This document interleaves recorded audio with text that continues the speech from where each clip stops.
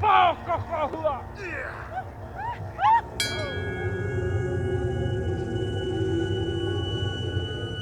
amazed by the response by the people there, responding to the call.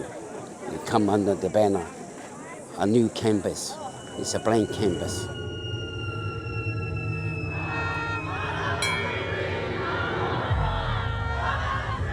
Inviting ourselves, inviting our own people, and to create a space to take away the anxiety.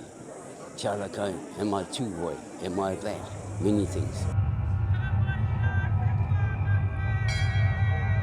E tangata whai mana, tangata whai kōrero i nā puta o nā kupu, ka whakarongo te ao.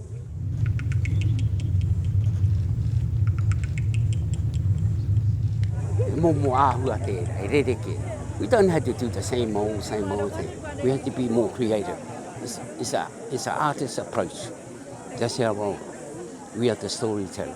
Ko hau te tahi tauhau ki ene momo whakāturanga, engari e hari ana hau i Tame Iti, me te kaupapa ngā tamatoa, ki te whakakori ngā whakaaro me te tahi atu tirohanga.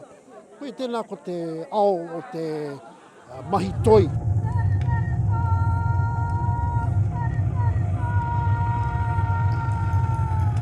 There's a work there to present to ngā tamatoa.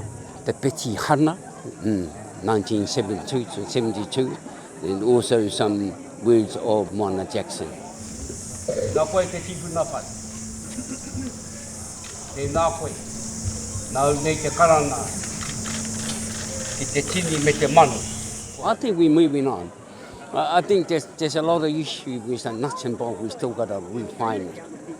You know, it's not perfect, but it's okay. Ko Tame Iti, me pēnei taku kōrero, koa he iti, he paunamu.